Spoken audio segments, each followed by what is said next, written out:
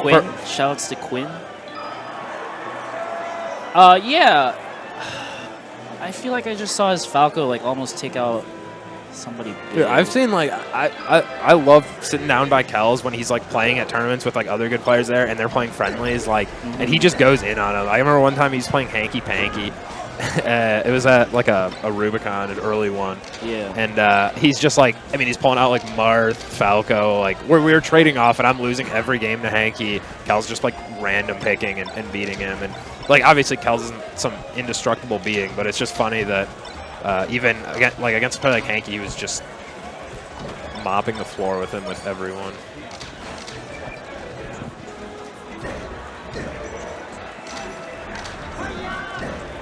Yeah, this PP tag is sort of disrespectful, honestly.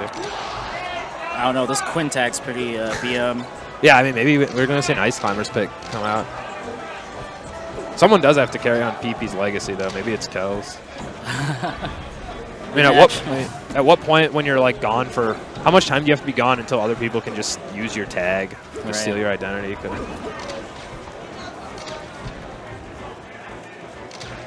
Yeah, PP? I thought he was coming to Genesis, but it was not the case. I think it's sort of turned like into just a meme at this point with PP coming back soon. That's really the end.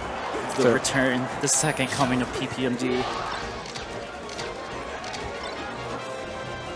I feel for PP like a lot, as a lot of people do, but I do think that sort of comes with the territory of being a top player. Is that you do of everyone? I mean, you know, everyone's got hardships. And I think working through it is that, I mean, it can be really hard. I think PP's just has that struggle. Like, I mean, Mango is a father.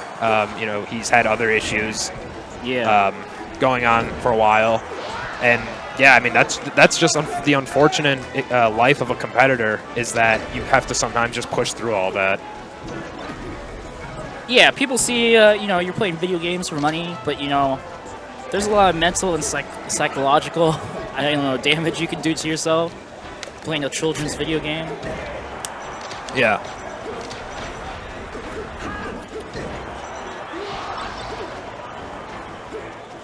All right, let's see. When Kelly first played FannyPack, I think he played Fox Chic. Is that right? I can't remember. I don't think he used Falco in any case. No, so, definitely not. You know, I don't see Fanny play that many Falcos, so I don't know how familiar he is with this matchup.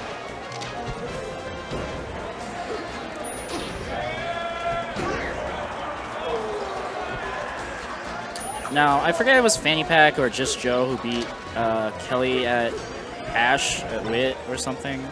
I feel like there's all these like young kids just making upsets at Aurora. Yeah, everybody gets one against Kels. That's what I always say. Like, you'll see most people in Chicago will take a singular set against Kels at some point in time. But my thing is, until you take the tournament from him, it's not really relevant. Which is Face Roll. That was his big thing. I mean, Face Roll had never taken a tournament from Kels. He had a couple set wins over him. But then he did take that last Wit before he went back to SoCal. He actually won the tournament.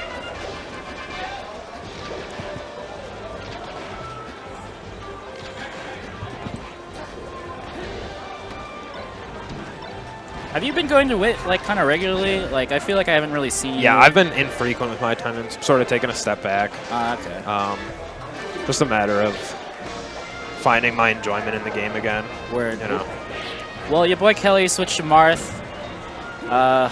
He's playing around. This is a classic Kels. Like, yeah, he's having fun. This is Frosty Faustings 9, but for Kelly, this is just another congrats Kels tournament. It's got to be, you know, Eddie.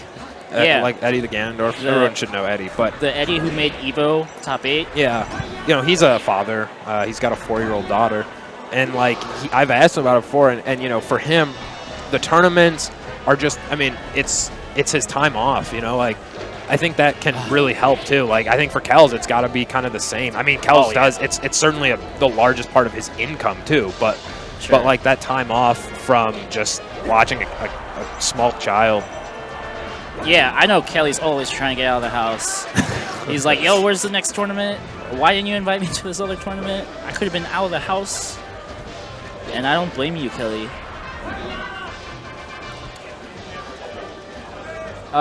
Dude, FannyPack, you're not doing that bad. Keep it up, kid.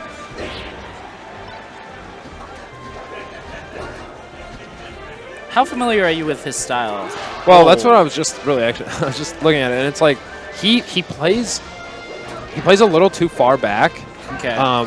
In general, as you get closer to your opponent, it requires more APM, faster reaction time. There's a higher risk, a higher reward to being able to like execute quickly and not messing it up. So like, you see FannyPack. This was a style that happened a lot more earlier on in Melee, where people sort of had like this standoffish style, and then it sort of went away, and it's actually making a comeback from what I see. Is that people are really they play the style where they get a hit and then they wait to see what their opponent does, but sometimes people wait too long, and when you wait too long, like you sort of get messed up, because like you could have. Sometimes it's better to just go for it. Like, I'm just going to go for this string of hits, or I'm going to apply some shield pressure. Other than, like, oh, wow. Okay, so. But yeah, I think having a mix of both is good. Like, you don't want to, like, Kels is famous for just his unlimited patience. And players. Yeah. I think the Midwest gets kind of summarized in this style whenever we have guests from outside. A lot of them are like, oh, you guys don't know when to approach. You guys have good neutral, but you don't know when to attack, or you don't attack. Yeah. So, and I think, you know, the father of Foxology kind of helps feed that here. I remember one time a while ago, someone was saying that the Midwest was really good at recovering. And, like, I think they were saying it as a compliment, but if you think about it, it's actually, like, makes sense, because we're pretty bad at, like, I mean, we don't have, like, a lot of great players here. And I think our edge guarding is pretty bad, which leads to it making it look like our recoveries are maybe better than they are, because we just don't know how to get kills.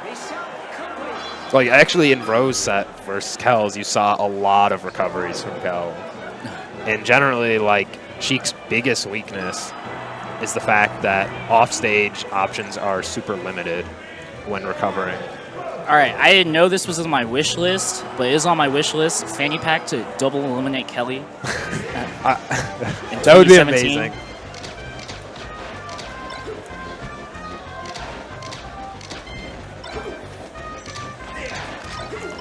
You know, FannyPack using the Quinn tag, he plays a lot with the Naperville boys. I think it's like Quinn, Trix, and himself. You know, them training and like doing serious practice together has really been paying off for them.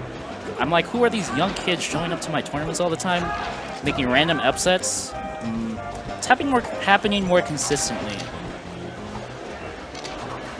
So in this matchup,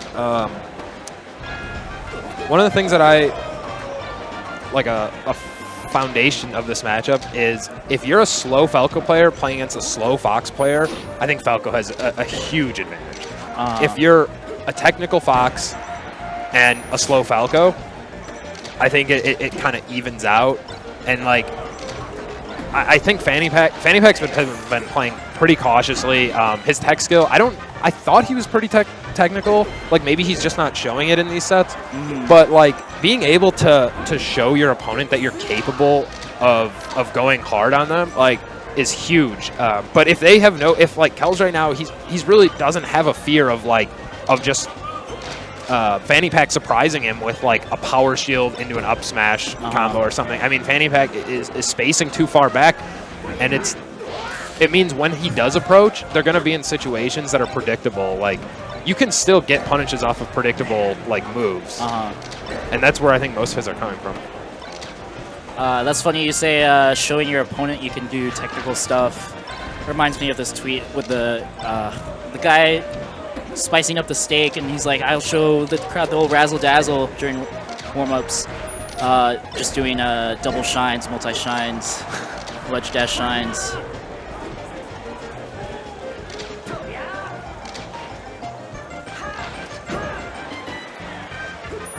Like, I think it was Cyrox versus S2J, where you see how the ability to be extremely technical works into like winning. Is that he one stock is just 0 to death, like just runs him over. Then S2J's like, all right, I'm going to play back a little bit.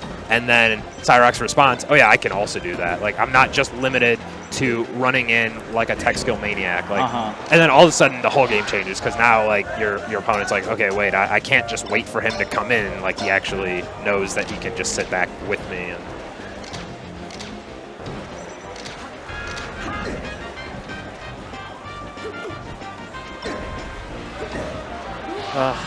it's going to be tough.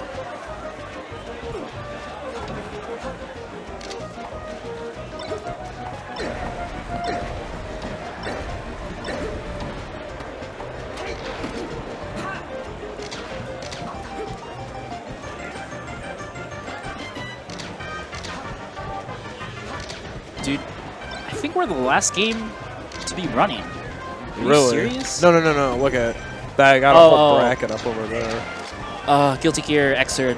Are there any like doing top 8? coast players here, like West Coast, East Coast, like besides the Owl? Dude, there is. For Smash, I don't know, but not for Smash, just in general. Like, what's like the hypest game here? Like, are there some pro players? Yeah, there's like so Skullgirls. I streamed top 8 of Skullgirls, and the Evo champion. I believe the Evo champion of Skullgirls. What was his name? It was something Sage, but he just whooped ass on my stream. Yeah, there's a lot. The other brackets are like way bigger. They're like 100 plus. Oh wow. Yeah. Yeah, it's a nice venue. I've never been here. Yeah, this venue's. I like this one a lot better than the last Frosty. The rooms are not separated like last Frosty. We're all in one nice big room. Dude, the venue's sick. The event's sick. We just need more melee to come out here. Yeah. Pop bonus is also coming off of Genesis is hard. People take breaks. True. But yeah, because I was kind of impressed that Smash 4 was able to get Ally here. But I know he's like pretty hungry to play.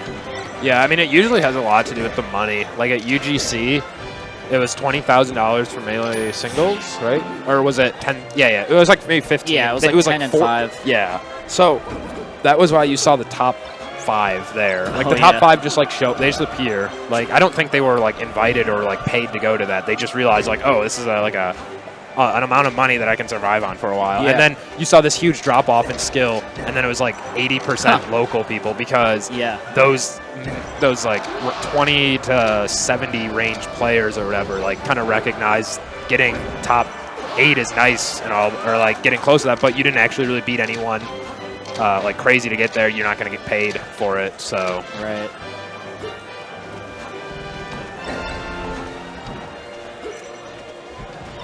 But it is interesting to see how tournaments are like attracting stronger players through pop bonuses, through like covering fights, through, I don't know, sometimes inviting opponents or rivalries.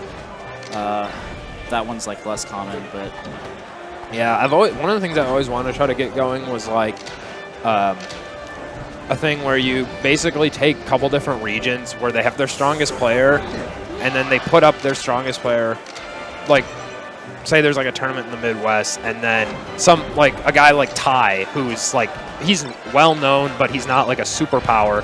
And then so like Arizona, or he's from Arizona, right? Yeah. So like so like the Asian Taj. Yeah. Like Arizona would back that guy, and I'm sure like with like that being like that he's local, people would say, oh yeah, I think he could do really well against like Chillin' Dude or like these guys that aren't top 10. And then those guys from their local scene would also probably think the same. So like you get these rivalries, and like you could have the community send out these top players to one tournament to sort of like battle it out in like a round robin or something to see like some interesting sets between players around the same skill level. But yeah, I think I've played FannyPack in that matchup a bunch. It's not a strong suit. Because again, I mean, his play style doesn't fit that. Like you see him